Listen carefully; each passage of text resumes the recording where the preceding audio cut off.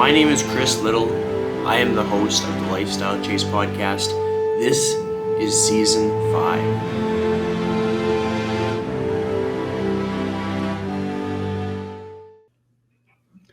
Welcome back to the Lifestyle Chase. I have brought back returning guest Mike Doehla for the third time. And to give some backstory, it was kind of interesting. I was doing a little bit of my homework on my own show, and I went back to 2019 was the first time you were on the show. It was about probably October or so. And I remember asking about your cat. This was before you were a dad, and I was asking about what it's like to be a cat owner. And then the next time you were on the show was about this time last year, October 2021. And that's when it was quite an emotional episode, but a really, really good episode. So I honestly highly recommend people checking that out, and you'll understand kind of the context behind that. But just, it's crazy to reflect on how much changes in a span of time and how much we'll have to talk about on this episode today. But how are you today? Dude, I'm great. And it's funny that when you say emotion, you mean made me cry. No, dude, everything's great, man. I'm in a weird place now, like a good place. Because as you know, like I retired from my job that I created, which is weird. Everything's great though. I'm excited to talk to you about it all. Sweet.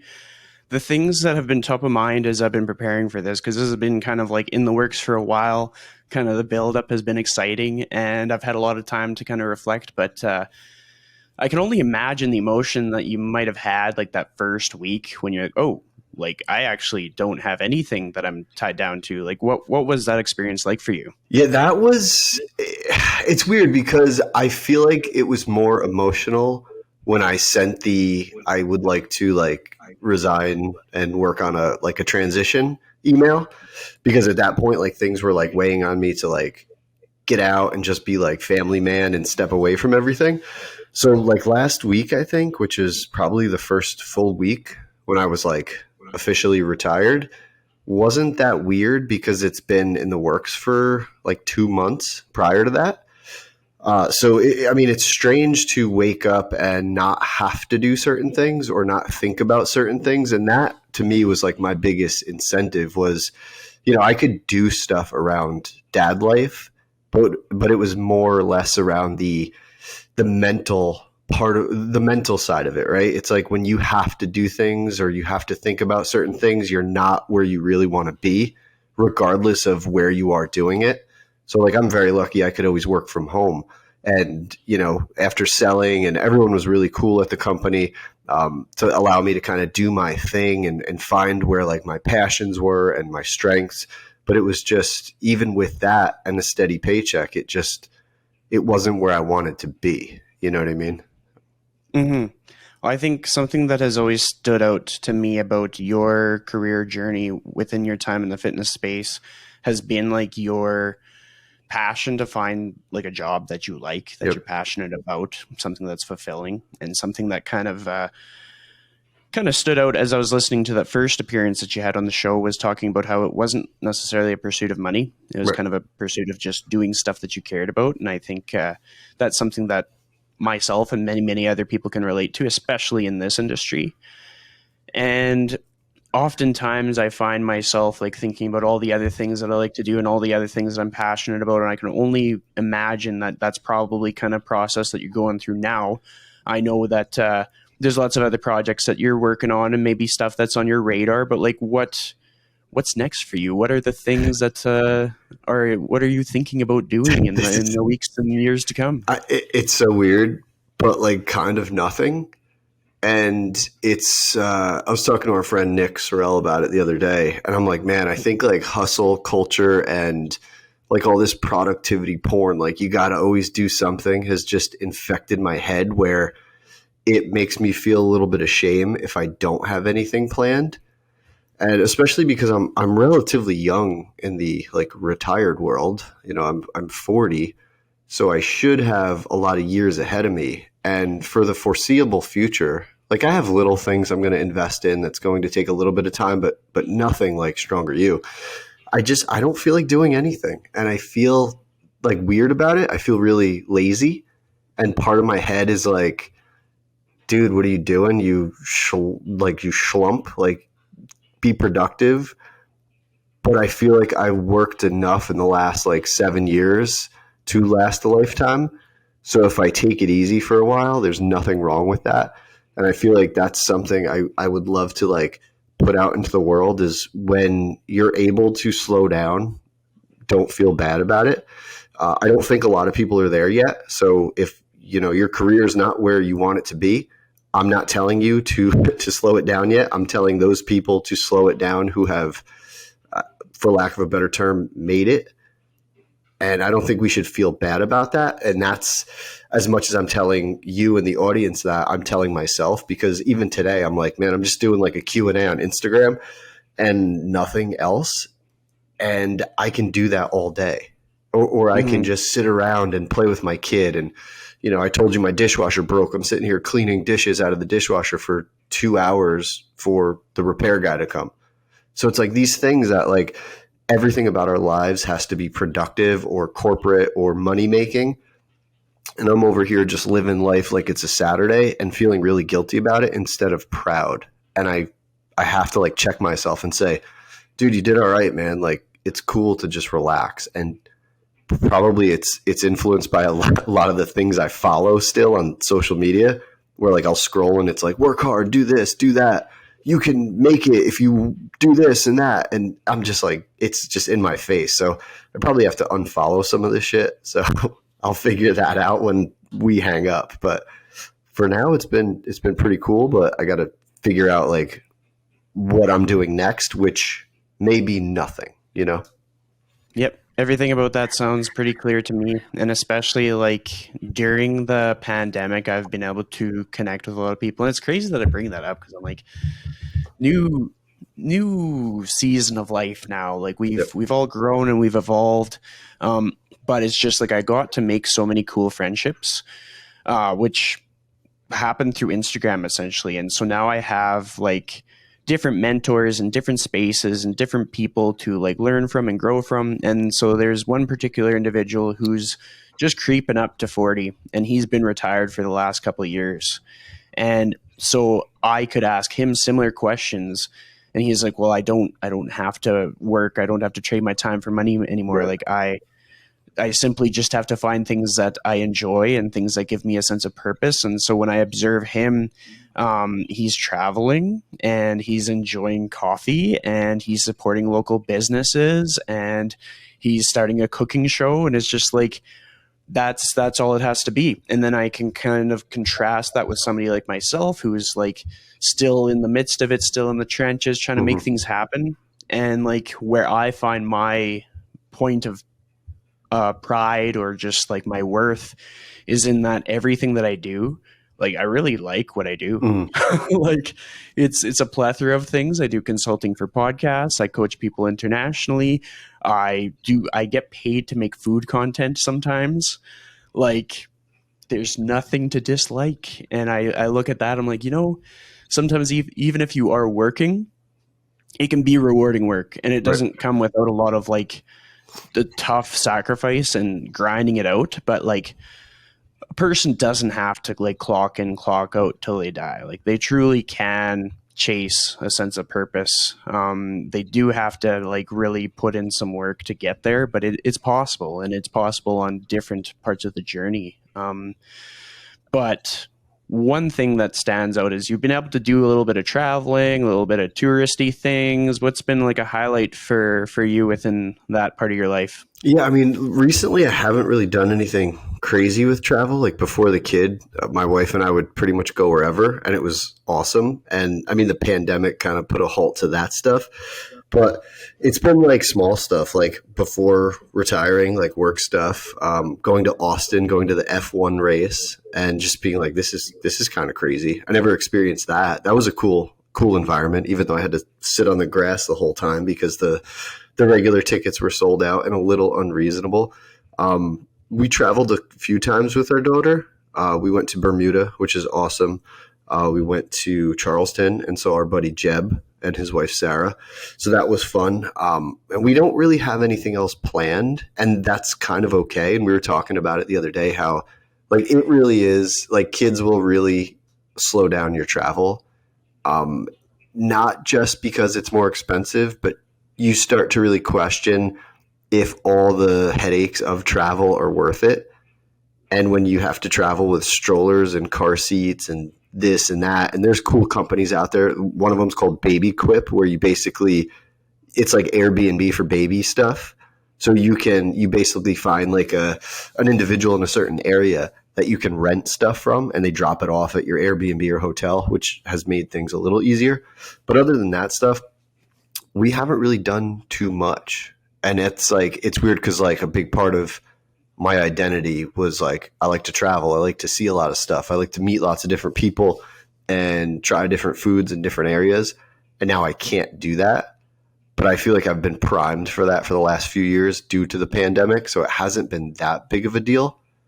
And I feel like I got so much of that out of my system that I'm ready to just sit around now.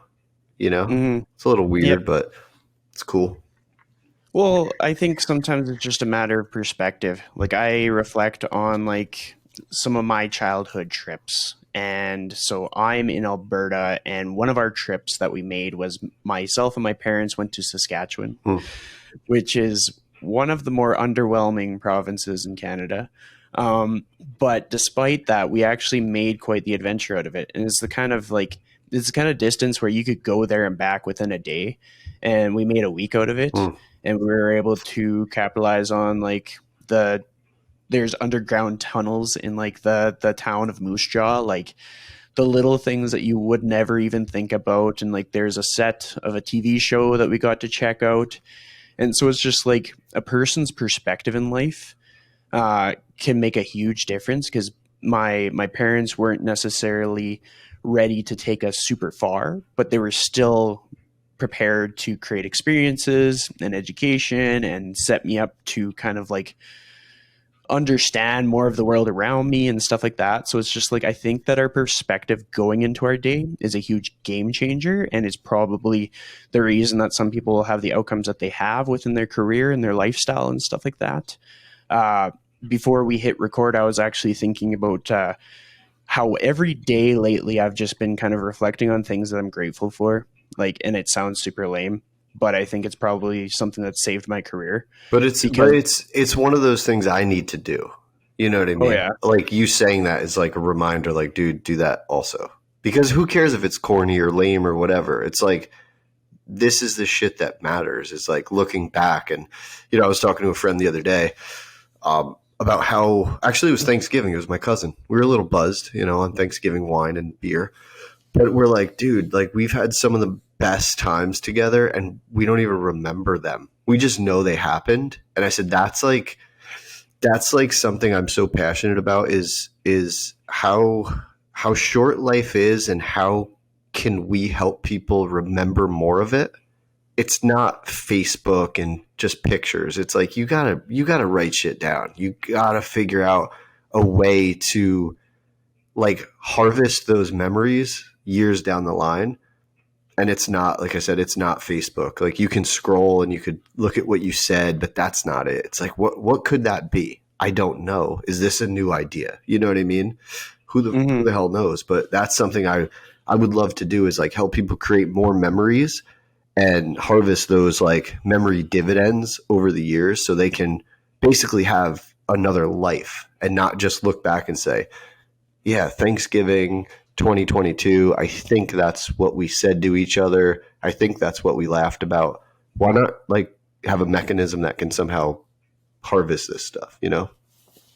yeah, it makes sense. Like I mean, for myself, when I reflect on things from the past that like really stick with me, I use that almost as a template to think about what I should structure in the Yeah. future.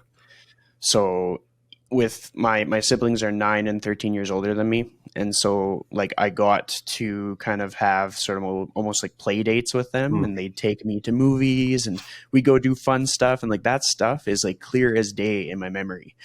And so then I have nieces who are 16 and 20 years younger than me, and so because I remember that so clearly as like a little brother, I tried to create those moments for my nieces. And just like something that I felt really grateful for on this past Friday was I'm in a career where I am able to stop what I'm doing at 9 a.m., go watch a ringette game, then go back to work at home in Mhm. the comfort of my house and do some more stuff, and then go to another game at 6 p.m. And it was just like that feeling and that just being able to do that, because like not all people can just like hit the brakes. Not all people can block out their calendar and be like, oh, can't take calls Yeah. during this time. Like it's just not possible. And I was like, that's possible for me now. And it wasn't always like, Yeah. I've been in careers where they would be like, tough luck, you got to work, you're Oh, not able to dude, steer. it's I hated it. it makes me it's so weird, and I'm like, it's interesting now my perspective like after the fact, but just thinking how many people like are tied to their job, and I don't know what the solution is, right? Like, so me complaining about this isn't, it's like don't come with the problem, just come with the solution. Well, there's no solution to this problem. The problem where most people donate their entire lives to companies that essentially don't really give a crap about them.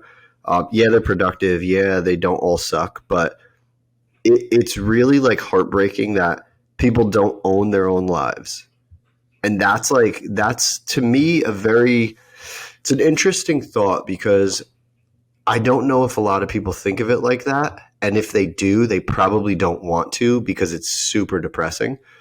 And I'm not saying like everybody should enjoy every moment of their lives and do what they want and live their dream, because if we think about it like on a deep level, if everybody lived their dream, like there's no one to serve the ice cream, there's no one to pick up the garbage, there's no one to turn on the internet, like, you know what I mean? So the world can't Mm-hmm. exist that way. But how do we help more people get out of the rat race, or how do we help more bosses not be pieces of shit to every one of their staff members? You know what I mean? Like if I don't know if you're on Reddit, but if you go on like anti-work, it's pretty wild. Like there's some grumpy people there that are like, they just don't want to try and work or anything like that. But there's a lot of people that will share like messages from their bosses, and it's like, holy crap, I forgot this world existed. And that's the thing that like breaks my heart, and wants like what needs more attention is these jobs that think that they own people, where if you get sick or a family member dies or you just don't want to go to work, like you have to ask permission for that. Like how crazy is that? And I understand why, because like the show must go on. If you call out of work or this person calls out of work, like the restaurant can't open. But the fact that people don't own their own lives, it's just crazy to me. And that's maybe, I don't know, some subconscious reason why I got out of it. And my company, and even the company that bought mine, was amazing in this sense. Like they really gave a shit about people. But I think there was something about it where it's like, I don't want to feel like anyone owns my time. And stepping away from that was like this like mind opening experience, which I didn't expect. And a colleague of mine who helped me run the business, who left probably 6 months ago, told me, he's like, dude, when you leave, you're going to just feel way different. And he's like, I can't explain what it is, but it's different. And I'm like, holy crap. Like it's very weird. I want more people to experience that. And that's the feeling I used to have, like growing Stronger You. That was the fun days, when it was like a game, like every day it was like a win, a win, a win. And then it just got, I don't know, I just got used to it, I think, and I kind of got burnt out from it. Mm-hmm. I mean, when you talk about like having these compounding wins and almost feeling numb to it, I think sometimes that's for a person maybe in the stage that I'm in, where I'm still building Yeah. momentum, that can halt the momentum when we're not able to kind of like acknowledge the wins, acknowledge the things that are going well. And so something that I've done in the past, and it's extremely effective sometimes when I'm doing my taxes, Yeah. I'll look at like where different expenses are going, maybe how I was able to improve some situations, how I was able to maybe invoice more sessions or come up with new ways to do things. And it's a very like reflective, very literal time of the year.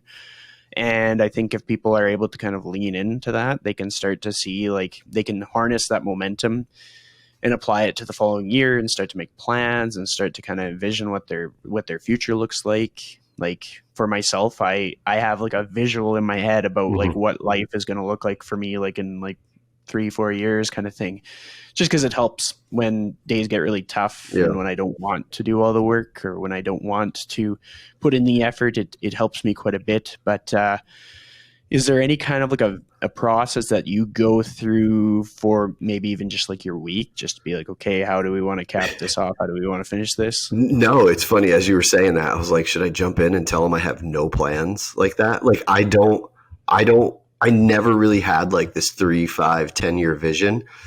I'm too, I'm too crazy to have something like that. Like, I'm all over the place. Like, if I think of something that I want to do in 6 months, like by the time 6 months is here, I'll want to do something else. So for my personality, I never did well with structure like that, which is Mm-hmm. probably like why I don't love like corporate America, because it's always like, show me the plan, show me the proof. How much will this cost? Why will it cost that much? What do you need? And I'm like, I don't know. Like, let me just go off of instinct. And I understand that doesn't really work all the time. It works at certain levels, but not in bigger organizations. So I don't know, man. I don't really think of stuff like that. Like I wake up and I'm basically like, let me look at my calendar to see if I have any calls or anything, like something like this or a meeting. Cause I love talking to our industry still. Like, I'm a little burnt out from it all, but when I want to talk about it, I'm fine to talk about it. So like, I'm happy to talk to our colleagues if they're like, hey, I want to do this and I have this question about this thing. Like, cool, let's talk about it.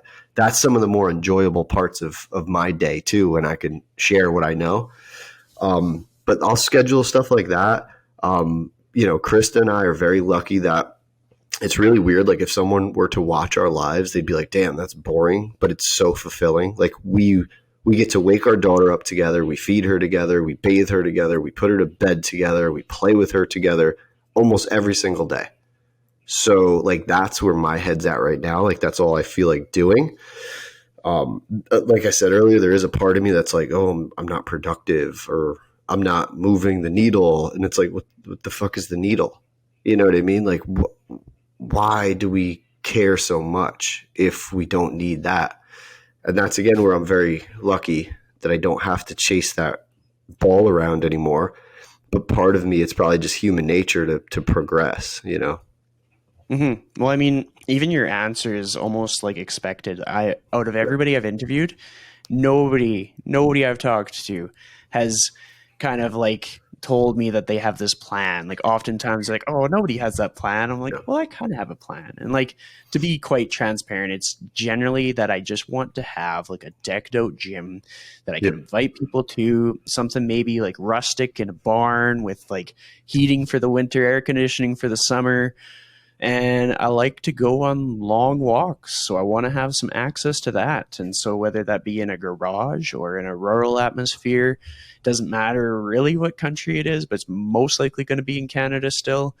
And it's a very loose plan, but it's kind of like that's what gives me that push to do very long days sometimes, like fulfilling days. But sometimes in order to get stuff done, I really have to put in the work, Yeah. and it's that light, that flame under my butt that just kind of keeps me going. Yeah, there's also a thought in my head that it's like, if I have that plan for 3 years or whatever, and then I'm close to it, and I start feeling like I don't want that plan, will I be married to it because it's been my plan for so long?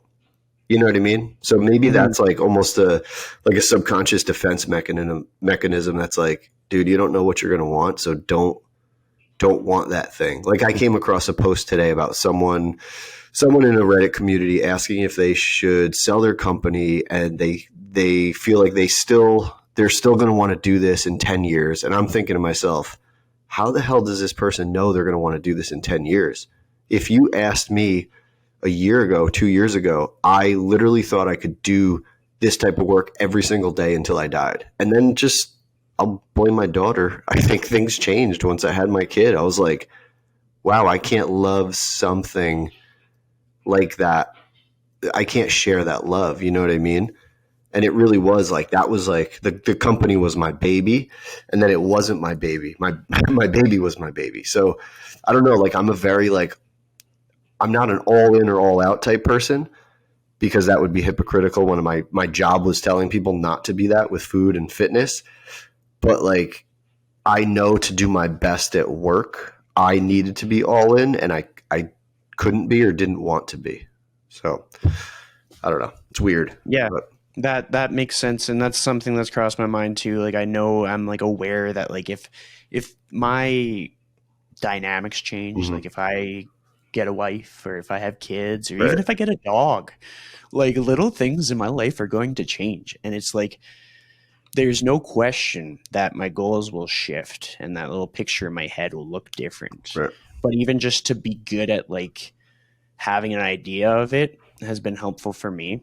But another thing that's been helpful, and we talked about kind of like numbing the noise of social media and stuff, the thing that's been the game changer, and I have to give a shout out to Dean Guido because he like led the charge in convincing me to do this. But I started doing jujitsu Dude, like people love it, 2 months man. ago. Yeah. It's awesome. I'm not like I don't think I was talking to Jordan Syatt the other day, and he's loving it.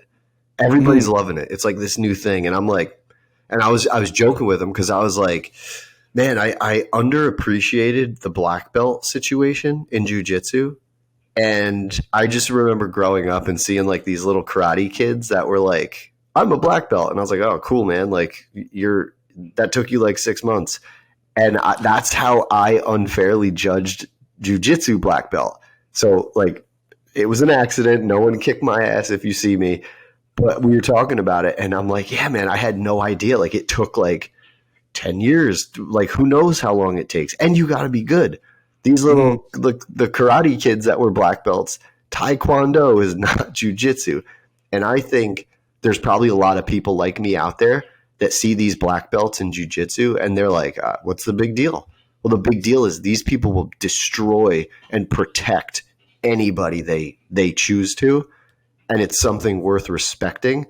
It's just not my thing.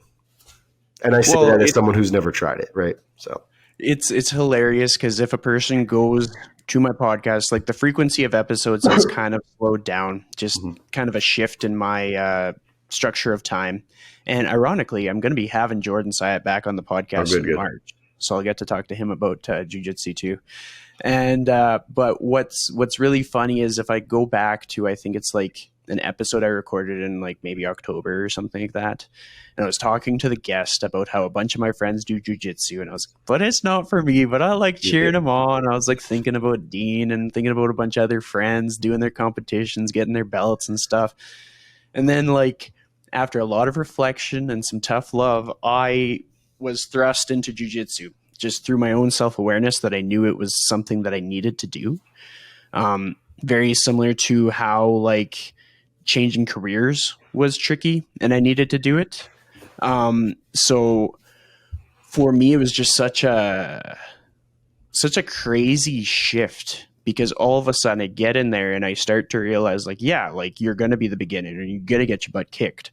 But there's such a diverse group of people. Like people could have like different opinions and stuff. And you get on the mats and then they are invested in you. I've never seen another fitness modality where somebody is actually invested in making you better and making you tougher to kill. Doesn't Yeah. matter if they like choked you out, they're going to teach you how to never let that happen ever again. And I was like, this is awesome. And Yeah, you like, guys are nuts. Like, it's just not my thing. Yeah. And oh yeah, again, I totally. say that as someone who's never tried it, but I'm like super competitive. I like to kick people's asses in whatever I do. I think that was a big motivator in my career. This career, not my corporate, old career. I didn't give a shit about that game. I like to play games that I think I can win at, Mm-hmm. and that's where like my competitive nature comes in. I think jujitsu, I would be. It's like why I won't play golf really. Like my father-in-law is a golf pro, and he's like, dude, come play with me. I'll teach you. And I'm like, dude, I played like 3 times. I'm okay, but I don't want to invest so much time where I'm still mediocre. You know what I mean? Like you're playing for like 4 hours. You're not. It takes too long to get good. Totally. Whenever I think about golf, I think about just how angry I get with it. Yeah. Like it just frustrates me to not have any idea how to actually direction the ball to the direction I want it to Right. go. Like last time I went golfing, it was with a good friend of mine, and I almost hit a Canada Goose. Those things are resilient, so it would have done no harm, but it was just like such a frustrating sport. And so I can kind of understand how a person will direct themselves towards the things that are the most rewarding for them. Mm-hmm. I'm going to sort of segue into the next piece of like what the aha moment I had from jujitsu was then as soon as I looked at my social media again, I started to see, I was like, okay, some of this stuff doesn't even serve me. Like Yeah. some of this stuff is just because it's kind of like that expression that people talk about where you're like the product of the 5 people that you're closest to or the 5 people you spend the most time with. And it's so true. Yeah, how does And that it's work very now though, competitive. right? Isn't that I think about that a lot. Like we're following all these people and these algorithms are influencing who we are. And obviously this is not an original thought, right? Like everybody's talking about this now. It's like what will it do to you? And this is my big problem now. I'm like I have a lot of friends in the industry now and I'm like I don't necessarily want to see all their fitness crap because I just don't care anymore really. But how do I still maintain friendships with these people if I don't see their stuff? You know what I mean? So I'm like, oh my God, I guess it's the old way of doing it, reaching out, seeing how we're doing. But it's almost like we forgot how to be friends.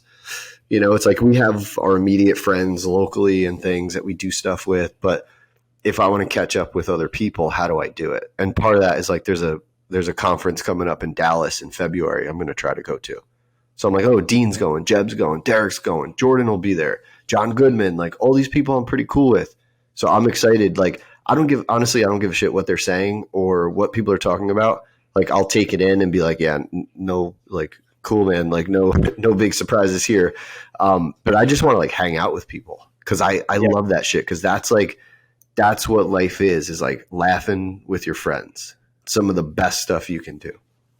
Yeah, I mean you're speaking my language. Yeah. I mean, I recently did a trip to Ontario and I tried to connect with a variety of people. I was able to successfully connect with Lee Boyce and Cool, he gave cool. me a tour of his place and we had a live podcast and then I checked out all kinds of stuff in like the Toronto Mississauga area and it was like there was no conference to go to. I was just literally going there to hang out and I'm going to keep doing that. Like I'm going to just track people down and hang out with them and see what kind of like food they like, maybe do a workout, maybe not, maybe go for a walk and just like because like if I can get to a point where I can actually like finance that, Mm-hmm. that's a great spot to be in life because most of my work is remote at this point. Right. So like I don't even have to skip a beat necessarily. I can press pause on a few in-person clients and make it happen. But I totally agree that that's kind of what it's all about. Like if we're not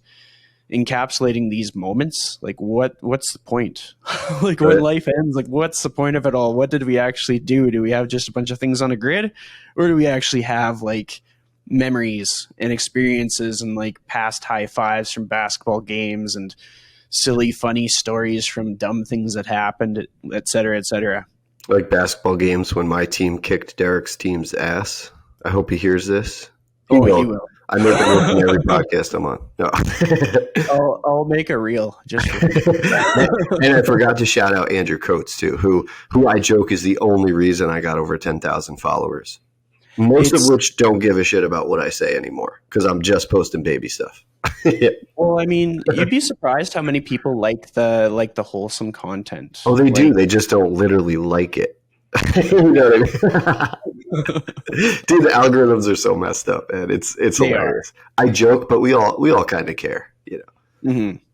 Well, I mean, I do a lot of work within the social media industry directly, and so you'd think that I would like be the most passionate about it, and I am. Mm-hmm.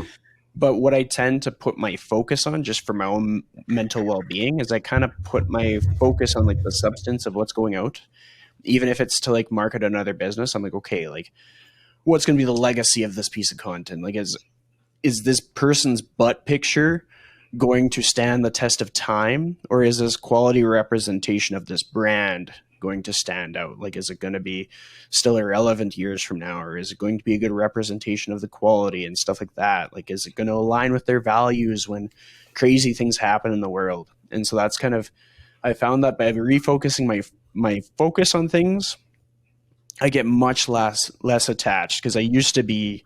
There was definitely a time when I was super sensitive to like how many people like my posts or how many Mhm. followers I got, and I'd see colleagues like follow, then unfollow, and I'm like, oh See, man, the that's day's so ruined. weird. Like the game people Yeah, play. Like I never knew who unfollowed me. Like I think there's like apps and shit that will tell you. Like, why would you want to know that? Like that's crazy. I don't care. there's You know. there's definitely the apps, and like I can be totally upfront. I can't have those apps Yeah. There's no because reason. they make me sad. They're only negatives. Because Mhm. what are you going to do? Like, say, like someone you like unfollowed you. You're not going to say, "Hey, man, like, did I do something to piss you off?" And like, I've realized that, like, on Facebook specifically, like, there's some industry colleagues that unfriended me, and I'm like, "Oh, what? I guess I said something to piss this person off. I must have made fun of paid marketing again." You know what I mean? And I'm like, "Oh, well, okay, not really a friend. That's fine." You know, it's like whatever. Yeah, well, like the one of the best lessons that I learned was when some like longtime friends started kind of unfollowing me and stuff, Yeah, and I was like, oh, that hurts. But then I got more competent at detaching from this piece of technology. I was like, okay, they got a yeah, phone. I got a phone. Like, how much does this friendship matter? And I realized I can call them up on their birthday. I can make plans to go see them. And it's like, put the social media aside, because it's, I often reflect to like my childhood growing up in the country. If I wanted to see a friend, I literally had to like get on my bike and go to their place, and or I hope picked they were up there, on my, right? yeah, like it's just, it's so different now. And I think sometimes if we reflect on the way it used to be, we position ourselves to have like a better outlook on life, because otherwise we are digging a hole for ourselves. Like, nobody directs us on our interpretation of the screen on our phone. Like, nobody tells us how we're supposed to take things in. Mm, We kind of have the autonomy to take things in the way that best suits us. So as such, we kind of need to do things that are in our best interest. So for myself, like now that I'm interested and passionate about jujitsu, my feed is a lot of jujitsu. yep. And I really care about my friends' kids and my friends' families. So there's a lot of like, anybody that's posting that stuff, they are in there. And then if it comes down to I want to keep up with continuing education, that can be emails. Right. And it's just like I can still follow people, but I've just been merciless with the muting. And I kind of learned that from like mentors of mine when I heard that they were muting people. I'm like, oh man, that sucks. I was like, wait a second, what's the point of all of this? Like, I yeah, know. mute them. Like if it's not helpful, mute them. And it's not like you're not friends. It's just that you just had other things that you needed to focus on. Yep. Yeah, it's wild what social media is becoming, and I've caught myself over the years like you do things to try to hack algorithms, get attention. Like I've always joked that I never marketed, but like during my career with Stronger You, like everything was marketing. Like Mm. there was so much of it was strategic. I just pretended it wasn't. Probably because a lot of it was to basically influence clients and coaches to do and act certain ways. And there was probably something about me that felt a little like, ooh, marketing, it's dirty. But it's like this is what you do. You have to tell a story. And that's really what I always tried to do was like tell the story of it's really, really awesome to be a member of this place. And it's really, really awesome to want to work here. So that's the story I'm putting out into the world. And it was a lot of purpose behind it. Well, I mean, even if we take a step back and look to like a caveman mindset, Mhm. like how civilization survived, like if somebody ever thought that they were able to survive without subliminally wanting people to like them, or Yeah, without subliminally wanting people to be on board with what it was that they spent their time doing, uh, we wouldn't be here today. right. And so, no matter how it's packaged, uh, there is some kind of a requirement to be kind of proud of what you do and to be wanting to be surrounded by like-minded people and have a little bit of validation. But then it's just like having that defense of understanding that like things like Instagram, Facebook, they are a business. And so they will leverage kind of what we need for validation. So sometimes to get that, we need to find other outlets for community, whether it be like a group chat on WhatsApp, or maybe you just start sending people letters and cards just to kind of change it up, or planning trips and conferences and stuff like that. So it's just like a person's self-awareness can put them in a better position to live in today's world. But if they start to let it slip, they can create problems that weren't even a problem before. Yeah, I get worried for the future a little bit. Like I think of like I've been using these things a lot less, and I think like when my kid is at an age where they're going to want to use this stuff, like who knows where we'll be at that point, but they're not going to see dad like posting things just to get likes and follows and attention for his business. You know what I mean? Mm-hmm. Which is probably another reason that I pulled back on it, you know? So we'll see, I guess. Yeah, well, I mean, like, it all kind of, it is kind of like how people think that their parents know everything, but they're literally watching their parents grow up. Right. And so you and I, regardless of age gap and different seasons of life, we're learning as we go, and we're just kind of putting our best foot forward.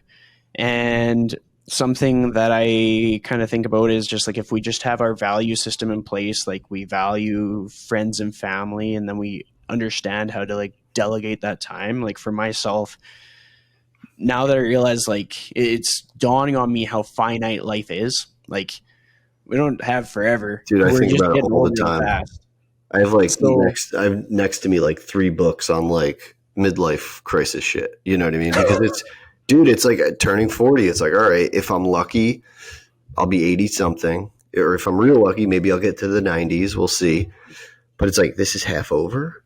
Like, what? That's wild. And I think it's an interesting place to be, because I feel like everybody's so damn busy to even think about this stuff. Like, it ends. You have one shot. I'm a big believer that this is it. Not to get all weird and religious, but I don't think we float up to a magical land. I think we're done when this is over. So I'm gonna make the most of this, and that's how I'm gonna live. I'm not gonna live some weird YOLO lifestyle where I blow all my money and do reckless shit. But I am gonna think like, this might be the last time I see this person. This might be the last time I see my daughter do this thing. And it really directs the way you live. You know? Absolutely. I mean, I'm very much aligned with that, with like the whole human experience thing. I'm like, okay, like when lights are out, then we're done. Yep. I don't know, maybe come back as a dog if I'm lucky, but I'm not going to bet on it. But yeah, it's just, I think sometimes people forget that when they go and they visit somebody, there's no guarantee that you'll get like a second visit. So like, It's kind of like this podcast. Like, I actually get pretty hyped up when I'm like, hey, this is the 3rd time this person's been on the show. And like, look at all the memories that we've collected. Because like you and I could collaborate on an Instagram post, but it's going to hit different than this. Mm-hmm. And just the fact like this is going to be a legacy project for me one day. Like people are going to be able to go and find like the origin story of my career going through this podcast. And like, that is cool, because it is pretty cool. That, like it's not always easy to do this stuff. Like you kind of have to show up on bad days, and sometimes you're tired or you're stressed and other things are going on. But collecting these memories is huge, because had I not done it, my whole career would be a blur, because I worked so much, and I was just like, I just want to survive. I just want to make this happen. So hopefully people are starting to kind of take inspiration as to like chasing things that are purposeful and, spending time with people, not so much worrying about like the metrics, but more so worrying about like the memories that they can encapsulate, etc. Yeah, and everybody, I mean, we worry about the wrong shit. I think we worry about all these hypotheticals that never really happen. If we want to have like these legacies, like, you know, you're saying with the podcast, like my legacy, like it's not going to exist. Like no one's going to remember this business I started, like, which I don't really care, you know, like 200 years from now, if nobody knows who I was, I don't like, no big deal. People that were close to me will remember, but it is interesting to think about like how like finite everything we do is. It's like, it doesn't matter. Mm. Well, it's just kind of being able to understand that how we're feeling on a day to day, like that actually matters. So if we're kind of feeling shitty, if there's something we can do to turn that around, Mm-hmm. that's important rather than trying to like grit our teeth and just think, okay, it's going to change if I just like wait it out long enough. Because that was one of the things for me with like changing my career was I realized that nothing would change if I didn't change. Mm-hmm. Like, despite like it was, I took on more risk than the average person that changed careers because I literally like left the job almost for no job. Yeah. And then I grinded until I found enough work to like make it work. But I knew if I didn't do that, I would have stayed there and I would have probably been still there because it was like comfortable enough that like it just felt secure. Yeah. But yeah, it's kind of one of those things. And like, there's been many times, many times since where I've been like, did I do the right thing? Is the future looking bright for me? I really need help or something. And then just like, uh, this year has been a great year where I've been able to kind of like bask in some of the efforts that I've made and be able to reflect on like hard work paying off and stuff. Um, but with that said, to try and keep us on track for time, I'm curious. You talked about books. What books have you been diving into lately? It's funny because I still buy lots of books, but I don't read lots of books. Like I've been reading some like tech startup type books just to see like how the technology and stuff works behind the scenes of some of this stuff. A lot of it's really boring, so I don't get through it all. Um, but like mainly like the life purpose stuff, like Man's Search for Meaning is really good.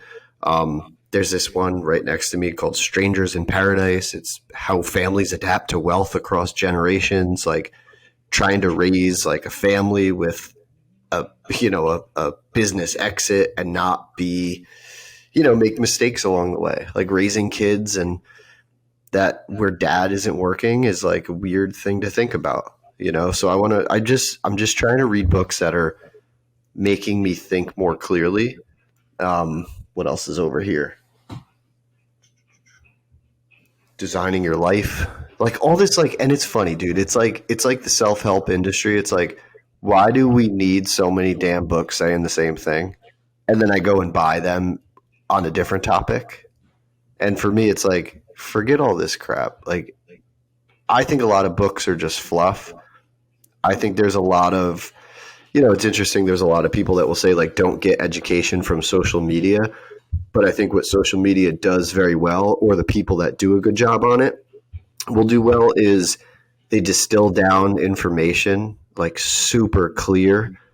And these books will take you 10 hours to get through, and you don't gather anything. It's more like mental masturbation where you're just like, cool, I feel like I learned something. And it's like, okay, well, what did you learn? Shit, I don't even remember. Well, let me go back to my highlights.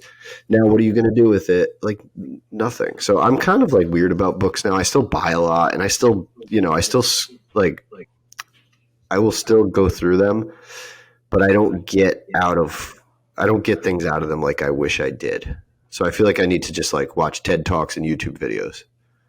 Well, I mean, to add to that, when I hear of a book recommendation, like Andrew Coates is a go-to for me. Like if he recommends a book, I'll go check it out, and I'll usually do the audiobook, and I'll go through and I'll be able to action some of the items, but I won't be Mm-hmm. able to action all of them. And sometimes it'll be kind of like mind numbing, so I'll kind of tune it out and move Right. on, maybe do some vacuuming and stuff while I'm at it. Yeah. But it's just that I think the thing that matters is the action steps that we take in our life. And I think some of the people who read the most and stuff like that, like they aren't always the ones that take the action steps. So if you're able to differentiate yourself to actually like do the things, then that's the most important thing. One I other think that's thing, what you'll see a lot of is like the more successful people, they're not reading that much. Like it's a lot of people that that read a shit ton that just feel like they're doing a lot. It's like the people that try a bunch of diets, like, oh, cool, like I'm doing another one. And they just get that fix. They get that fix. They get that fix. And nothing actually happens. Like, there's like 5 books way early on that, like, I read those. That's all I need. That's it. Nothing else matters. A lot of this business shit is super common sense. And if you don't have common sense, just don't get into business. Mm-hmm. Well, I mean, as you say that, something that I often reflect on, because like some of the things that I'll do in a day are so very, very different that it's hard to explain to people like what my work day consists of. And so they'll kind of like look me up and down. They'll be like, "Oh, you look like you could use some advice." So they'll give me some advice based on something that they read. And I'm thinking to myself, I'm like, okay, I'm not like perfect. I'm not like, Yep. I'm not the top, but I'm actually living what you are describing. Like I'm walking the talk in my own little way Right. that's unique to me. And it's just like interesting because it's kind of, I guess it's a little bit Dunning-Kruger effect where the people that maybe don't know the most talk the most about what they know. But it's just, life is interesting in that way. Yeah. I actually like kind of messing with people. Like most of what I wear now is like hoodies and sweatpants. And like, like good fitting sweatpants, not like those like the 1990s Walmart sweatpants that were just gigantic. And just you could see people like judge you, and Yep. it's like you don't even know who I am or what I've done. And it's not that I want to brag to people about what I've done, but I also don't want someone to look at the 40-ish-year-old guy in sweatpants and Nikes as a loser. I Mm. kind of hate that people are judged like that. So I like to like play that game. Well, that's the move. Like, Yeah. honestly, everybody that I've talked to that's in a similar stage of their life to you or comparable, um, they are walking around in sweatpants to not kind of draw attention, to be able to get people's genuine like reactions and to kind of see the state of the state when they're in a room. And I think that's an important interpersonal thing to do, just because we are so much on like what we see is what we get, when really if you dig a bit deeper you're going to find so much more substance to people. Like, there's a lot of people that might not have conversations with me based on the first impression, and then maybe they discover there's more to me after we have like 20 minutes of chatting and stuff like that. Mhm. So it's cool to hear that that's kind of how you're showing up in the world, because I think that's like one of the most impactful things that you can do in your day-to-day routine. But with that said, we're going to draw this episode to a close. Is there any parting advice that you'd have for people? Just random advice, things that pop into your head as we're talking today. Man, I think just slow down. Like everyone's always like high speed, gotta grind, gotta do this, gotta do that. Just like slow down and think back, reflect a lot, write stuff down, just really like harvest those memories, because one day you're going to be old as fuck and you're not going to have them. Like you said something earlier about, I think your friends or your brother and sister, like you remember it clear as day. But one day, if your mind starts deteriorating a little bit, you might forget it. So like it's worth, even if you remember it, like put it down somewhere. I Yeah, don't know where that is. I don't know how it is, but I think there's so many things that like we're going to look back on and be like, wait, what did I do? And I feel like there's something there. absolutely. And with that, thanks so much for joining me again, Mike. Thanks, Chris. I'm loving this, dude. Thank you.